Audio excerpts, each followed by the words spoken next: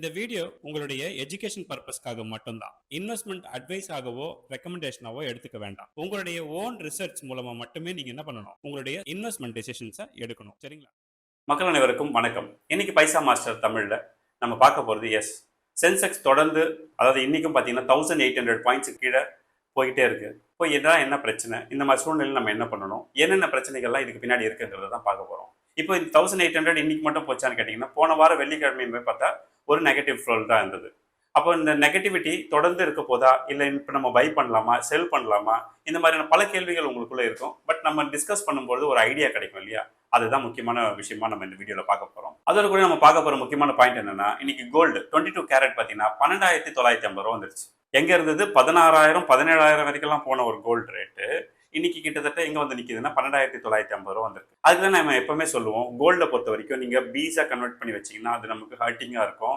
எப்பவுமே உங்களோட சம்பளத்துல கோல்டுல 5% இன்வெஸ்ட் பண்ணணும்னு சொல்றோம், நாட் மோர் தன் தட். அது ஒரு எட்ஜிங் டூலாவோ ஒரு எமர்ஜென்சி ஃபண்டாவோ தான் நம்ம அதை அண்டர்ஸ்டாண்ட் பண்றோம். பட் இதை வந்து நீங்க ஆர்னமெண்டா வச்சிருக்கீங்களா, இல்லைன்னா பீஸா வச்சிருக்கீங்களா, டிஜிட்டல் ஃபார்ம்ல வச்சிருக்கீங்களாங்கிறத பொறுத்து உங்களோட பேனிக்னஸ் வந்து மெயின்டைன் பண்ணும். அதுக்காக தான் சொல்றது, கோல்டு எப்பவுமே ஆர்னமெண்டா நீங்க வைங்க. ஏன்னா காலத்துக்கு காலம் அது வளரும் பொழுது இது டைரக்டா உங்களுடைய இன்கம் டேக்ஸ்ல இம்பாக்ட் ஆகும். புரிஞ்சுக்குங்க. நாளைக்கு திடீர்னு ஒரு எமர்ஜென்சி விற்கிறீங்கன்னு வச்சுக்கோங்க, அன்னைக்கு நீங்க ஒரு 10,000 ரூபாய்க்கு வாங்கின கோல்டு நீங்க 50,000 ரூபாய்க்கு விற்கிறீங்க அப்படின்னு சொன்னா 40,000 ரூபாய்க்கு நீங்க உங்களோட ஸ்லாப்ல 30% ஸ்லாப்ல இருந்தீங்கன்னா இன்கம் டேக்ஸ் கட்ட வேண்டியிருக்கும். It is not coming under capital gain tax. Please understand. Okay, right.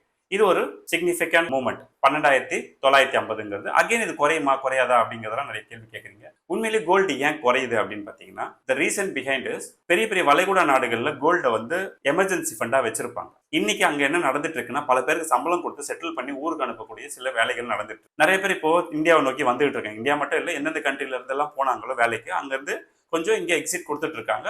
ஃப்ளைட்ஸுமே மூவ்மெண்ட்ல தான் இருக்கு. ஓகேங்களா? துபாயில இருந்து கனெக்ஷன்லாம் இருக்கு. அப்போ இது என்ன நடந்துட்டு இருக்குன்னா, அவங்களுக்கான செட்டில்மெண்ட் கொடுக்கறதுக்கும் மற்ற மாதிரியான விஷயங்களுக்கும் லிக்விட் ஃப்ளோ அப்படிங்கிறது எல்லா இடத்துலையும் ஜாம் ஆயிடுச்சு. கரெக்டா? அப்போ ஜாம் ஆனவங்களாம் என்ன பண்றாங்க, பெரிய பெரிய நிறுவனங்கள்லாம் என்ன பண்றாங்கன்னா, அதாவது ரிசர்வ்ல இருக்கக்கூடிய கோல்டை செல் பண்றாங்க.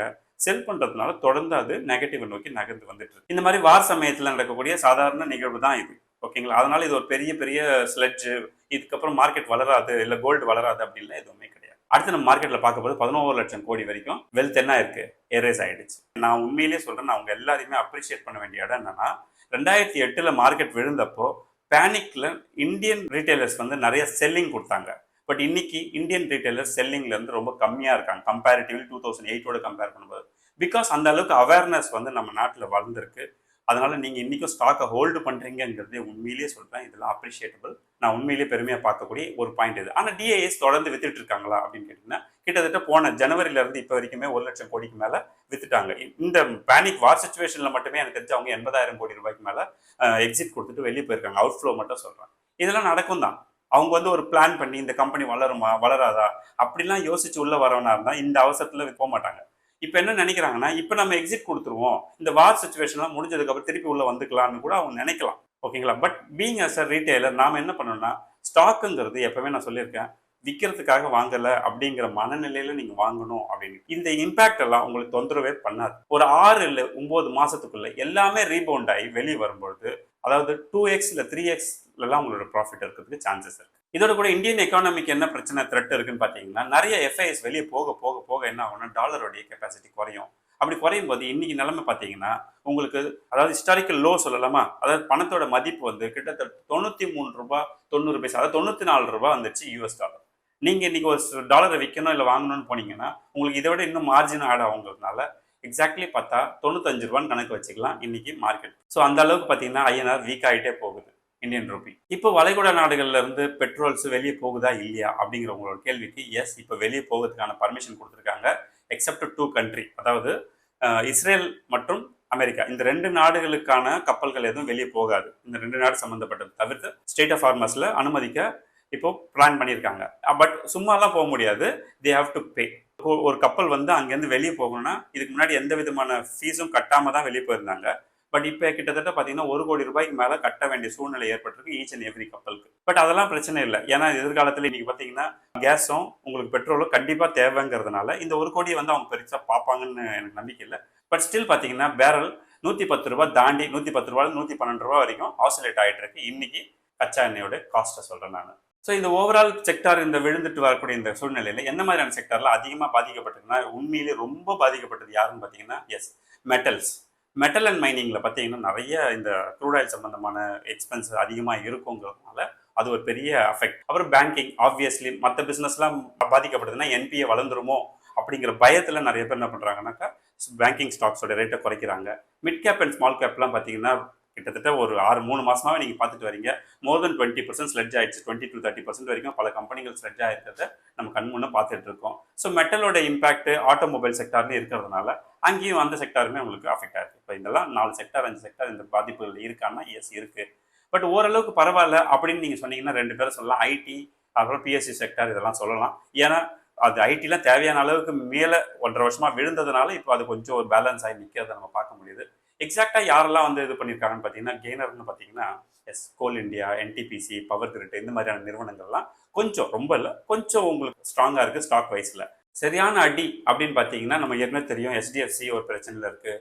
எஸ்பிஐ ஓவரா வளர்ந்து அதுவும் ரிட்டர்ன் நெகட்டிவ்ல இருக்கு. அடுத்தது ஆட்டோ ஸ்டாக்ஸ் எல்லாமே அப்படிதான் இருக்கு, மெட்டல் ஸ்டாக்ஸ். இன்னைக்கான மார்க்கெட் பார்த்தீங்கன்னா உங்களுக்கு சப்போர்ட் லெவல் ரெசிஸ்டன்ஸ் லெவல்னு இருக்கும் இல்லையா. ரெசிஸ்டன்ட் லெவல் வந்து 23,000ல இருக்கு. இதுக்கு கிட்ட போகலாம் பட் போகுமான்னு தெரியாது. பட் 23,000 டச் பண்ணா பிரேக் அவுட் ஆகணும் கேண்டில் ஸ்டிக்கோடைய கிளாரிட்டி சொல்லுது. இதுக்கு சப்போர்ட்னு பார்த்தீங்கன்னா 22,200ல சப்போர்ட் லெவல் இருக்கு. பட் இதை ஒன்ஸ் டச் பண்ணிச்சுன்னா இன்னுமே அதில் பார்த்தாலத்துக்கு மார்க்கெட் போகிறதுக்கு பாசிபிலிட்டியும் இருக்கு. எஸ்டிஎஃப்சியில் ஏதாவது சேஞ்சஸ் இருக்கா? ஏன்னா எஸ்டிஎஃப்சி பேங்க்ல இன்னும் வந்து பர்மனன்ட் சேர்மன் இன்னும் அப்பாயிண்ட் பண்ணலை. அது ஒரு நெகட்டிவாகவே இருக்கு. அது சரியாகணும். துபாயில் பார்த்தீங்கன்னா என்ன நடந்திருக்குன்னா 3 சீனியர் எக்ஸிக்யூட்டிவை டெர்மினேட் பண்ணியிருக்காங்க.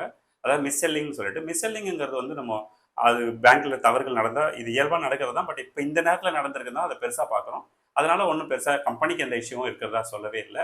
பட் ஸ்டில் இந்த மார்க்கெட் பார்த்தீங்கன்னா இந்த சேர்மன் ரிலீவ் ஆனதுலேருந்தே மார்க்கெட் தொடர்ந்து ஒரு 9-10% கீழே விழுந்திருக்கு. எஸ்டிஎஃப்சி பேங்க் சொல்கிறேன். அது ஒரு இம்பாக்ட் தான். அடுத்து நம்ம பார்க்க போகிறது State Bank of India. State Bank of இந்தியாவுக்கு ஒரு நோட்டீஸ் கொடுத்துருக்காங்க இன்கம் டேக்ஸ் ஆஃபீஸில். என்ன கொடுத்துருக்காங்கனாக்கா உங்களுடைய கடந்த அதாவது ஏற்கனவே ஃபைல் பண்ண அந்த இன்கம் டேக்ஸுக்கும் இன்கம் டேக்ஸ் கட்ட வேண்டியது டிஃபரன்ஸ் இருக்குது அப்படின்னு சொல்லிட்டு ஒரு நோட்டீஸ் கொடுத்துருக்காங்க. இது வந்து ஒரு ஸ்கேமோ ஃப்ராடுலண்ட் ஆக்டிவிட்டியோ எல்லாம் கிடையாது. இது ஜஸ்ட் ஒரு மிஸ்கம்யூனிகேஷன் தான். ஒருவேளை இவங்க சொல்லக்கூடிய சில எக்ஸ்பென்சஸ் வந்து இன்கம் டேக்ஸ் ஆஃபீஸ் அக்செப்ட் பண்ண மாட்டேங்கிறாங்க. இந்த எக்ஸ்பென்ஸ் எல்லாம் நாங்கள் கணக்கில் எடுக்க மாட்டோம்னு சொல்கிறாங்க. அதுக்கும் டேக்ஸ் கட்டுங்கன்னு சொல்கிறாங்க.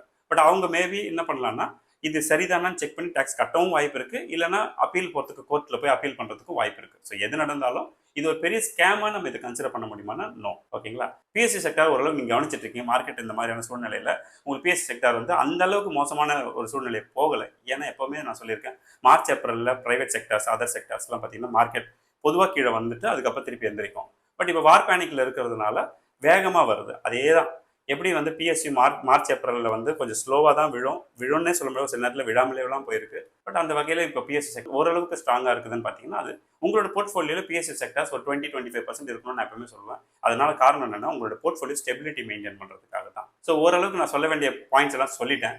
நீங்கள் அடிக்கடி யோசிச்சு பார்க்க வேண்டியது என்னன்னா 2008-2020 காலங்களில் என்ன ஆச்சுங்கிறத உங்களுடைய போர்ட்ஃபோலியோட கம்பேர் பண்ணிங்கன்னா இதெல்லாம் ஒன்றுமே இல்லைங்கிறத புரிஞ்சுப்பீங்க. ஸோ எந்த இடத்துல நீங்கள் பேனிக் செல் பண்ணுறதுக்கான முயற்சிகளில் ஈடுபடாதீங்க. கம்முன்னு விட்டுட்டு உங்கள் வேலையை பாருங்க. Okay, things will become all right. இந்த வீடியோ உங்களுக்கு பிடிச்சிருந்தா என்ன பண்ணணும்? எஸ், கண்டிப்பாக லைக் பண்ணுங்கள். இந்த ஒரு லைக்குக்காக இவ்வளோ பெரிய எஃபர்ட் நம்ம எடுத்து சொல்லிட்டு இருக்கோம். அது இல்லாமல் நான் இந்த மார்க்கெட் சம்மந்தமாக இப்போ நான் சொன்ன விஷயங்கள் இல்லாமல் உங்களுக்கு உங்கள் நாலேஜுக்கு வந்த பல விஷயங்கள் நான் மிஸ் பண்ணியிருப்பேன். அதையெல்லாம் நீங்கள் கண்டிப்பாக கமெண்ட்டில் பண்ணுங்கள். சரியான பாயிண்ட் இருந்துச்சுன்னா நான் பின் பண்ணி விடுறேன். ஸோ தட் இன்னும் நிறைய மக்களுக்கு அந்த விஷயங்கள் போய் சேரும் அப்படிங்கிறதுனால. ஸோ கம்யூனிட்டியில் ஜாயின் பண்ணாதவங்க கண்டிப்பாக ஜாயின் பண்ணிக்கோங்க. எல்லாருக்கும் க்ரெடென்ஷியல்ஸ் வந்திருக்கும். இப்போ எல்லாமே ஓரளவு கம்ஃபர்டபுளாக இருப்பீங்க. போர்ட்ஃபோலியோ பில்டிங்கும் நடந்திருக்கும். நியூவாக ஜாயின் பண்ணவங்களுக்கு மேபி போர்ட்ஃபோலியோ பில்டிங்லாம் பெண்டிங் இருக்கும். அதை நான் பண்ணி கொடுத்துறேன் இந்த வாரம் ஜாயின் பண்ணவங்களுக்கு. சரியா?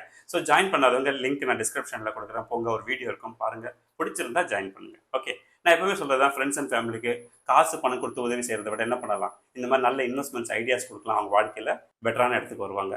எனிவே, நெக்ஸ்ட் ஒரு இன்ட்ரெஸ்டிங்கான ஒரு வீடியோவில் சந்திப்போம். நன்றி, வணக்கம்.